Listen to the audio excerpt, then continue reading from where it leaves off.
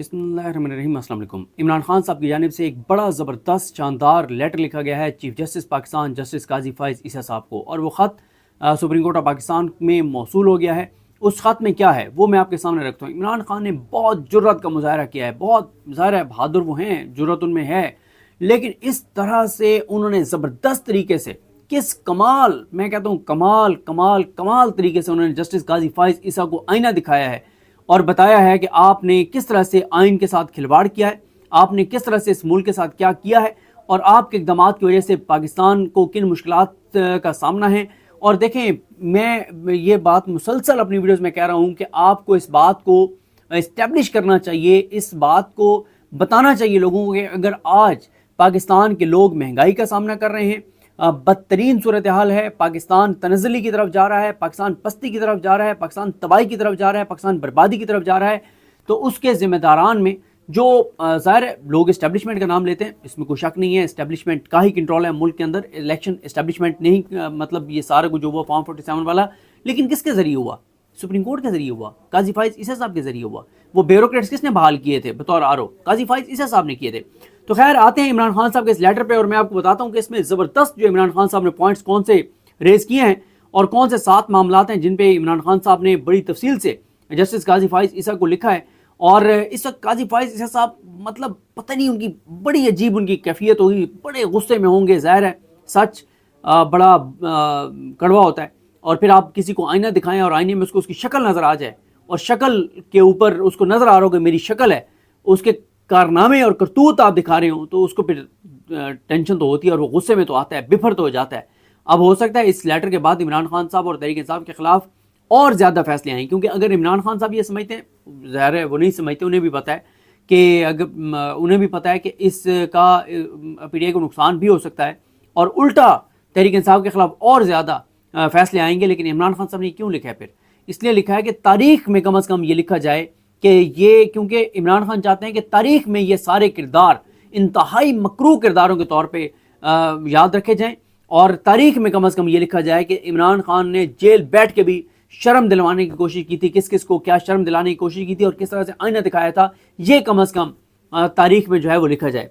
अब आ जाए इस बात पर जनाब के इमरान खान साहब ने जो ख़त लिखा है चीफ जस्टिस पाकिस्तान को, उसमें उसका जो उन्वान है वो है कि मुल्क में कानून की अमलदारी और आइन की बालादस्ती। और इसमें इमरान खान साहब ने लिखा है कि मैं माज़रत के साथ ये कहने पर मजबूर हूँ कि मुल्क में कानून की अमलदारी और आइन की बालादस्ती के गिरते हुए मेयार की वजह से बदतदरीज जंगल के कानून का ज़हूर हुआ है और कदीम कानून जिसकी लाठी उसकी भैंस के कानून का नफाज हो रहा है। यानी मुल्क में इस वक्त जंगल का कानून है, जिसकी लाठी उसकी भैंस, ये निज़ाम राइज है। मुझे इस बात में कोई शक नहीं कि हमारी आला अदलिया जिसके आप सरबराह हैं, अगर आप आइन के मुहाफ़िज़ और इंसाफ की फरहमी के ज़िम्मेदार की हैसियत से बामानी अंदाज में मुदाखलत नहीं करेंगे और मौजूदा सूरत हाल बरकरार रहती है, तो ये दुनिया में किसी भी महज़िब निज़ाम के लिए मोहलक साबित होगी।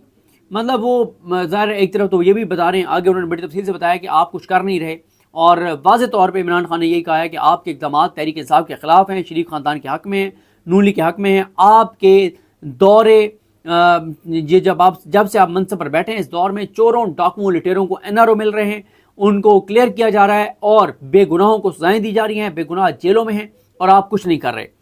इमरान खान साहब ने 7 मामलात का जिक्र किया है। उन्होंने कहा है कि काजी फ़ाइज़ ईसा को कि मैं 7 मामलात पर आपकी तवज्जो मबज़ूल कराना चाहता हूँ, जिनमें से कुछ दरखास्तें पहले ही सुप्रीम कोर्ट ऑफ पाकिस्तान में ज़ेर इल्तवा हैं, जबकि दीगर फैक्ट्स और इन मुहरक़ात के हवाले से जो फौरी तौर पर अदलिया की अपनी जानिब से मुदाखलत का तकाजा करते हैं, ताकि अब तक वो कहते हैं कि अब तक तो बेसूद साबित हुई हैं तमाम चीज़ें, लेकिन एक मैं कोशिश और कर रहा हूँ कि आपको मैं बता सकूँ कि आपके इदारे के अंदर क्या मामलात हैं, आपकी जुडिशरी के अंदर क्या मामलात हैं और आपको क्या करना चाहिए। इमरान खान साहब ने नंबर 1 वो कहते हैं कि 5 साल कबल नैब ने मियाँ नवाज शरीफ के खिलाफ तोशाखाना से बेईमानी और गैर कानूनी ज़राए से ज़ाती फ़ायदे और मफाद के लिए लग्जरी गाड़ी हासिल करने के मामले पर कार्रवाई का आगाज़ किया। ताहम अब अचानक इतने सालों बाद ओपन एंड शट केस जो है उसके होने के बावजूद, 25 में से 15 गवाहों के बयानात रिकॉर्ड होने के बावजूद, नैब प्रोसिक्यूटर्स ने एहतसाब अदालत को तजवीज़ दी है कि मियाँ नवाज शरीफ को बाइज़्ज़त बरी कर दिया जाए। इमरान खान कहते हैं कि ये जो कुछ हुआ है ये हमारे निज़ाम इंसाफ का मुंह चढ़ाने और चोरों की हिमायत करने के मुतरादिफ है। इमरान खान ने कहा है कि नैब की जानिब से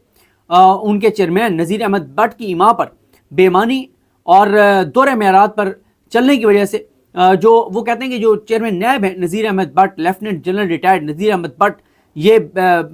امتیازی سلوک کر رہے ہیں، ان کے دورے معیارات ہیں اور ان کو عہدے سے ہٹا دینا چاہیے اور ان کے خلاف انکوائری ہونی چاہیے. یہ عمران خان صاحب نے سب سے پہلا معاملہ لکھا ہے. اور میں آپ کو بتاؤں اس میں کوئی شک نہیں ہے کہ آج پاکستان جن حالات کا سامنا کر رہا ہے، اس میں جن 10 لوگ جو ذمہ دار ہیں ان میں سے ایک مرکزی کردار چیئرمین نیب بھی ہیں کہ انہوں نے تمام چوروں ڈاکوؤں لٹیروں کو عدالتوں کے ساتھ مل کے کلین چٹ دی ہے اور دلوائی ہے اور کلیئر کیا انہوں نے چوروں ڈاکو لٹیروں کو. نمبر 2، عمران خان صاحب نے دوسرا جو معاملہ قاضی فائز عیسیٰ کے سامنے رکھا ہے وہ بہاول نگر میں انہوں نے کہا کہ گزشتہ ہفتے عید الفطر کے ایام کے دوران ہماری مسلح افواج کی جانب سے پولیس کے ساتھ پرتشدد رویہ اپنایا گیا. ہمارے نظام انصاف کی آنکھیں کھولنے کے لیے یہ کافی ہونا چاہیے تھا کہ جو پولیس کے ساتھ ہوا ہے وہ کافی تھا کہ جو بند آنکھیں آپ کے نظام انصاف کی یہ کھل جانی چاہیے تھی. عمران خان کہتے ہیں کہ بدقسمتی سے ہمیں پوری قوم کو یہ پیغام دیا گیا ہے کہ اگر کسی ایسے شخص کے گھر پر ریڈ کیا جائے گا جس کے پیچھے بندوقوں، ٹینکوں اور سپاہیوں کی طاقت ہے تو پولیس اپنی ذمہ داریوں کی ادائیگی میں یہ لکیر پار نہیں کر سکتی. کئی ماہ تک پولیس ہمارے غیر مسلح شہریوں کے گھروں میں داخل ہو کر توڑ پھوڑ کرتی رہی، لوٹ مار کرتی رہی اور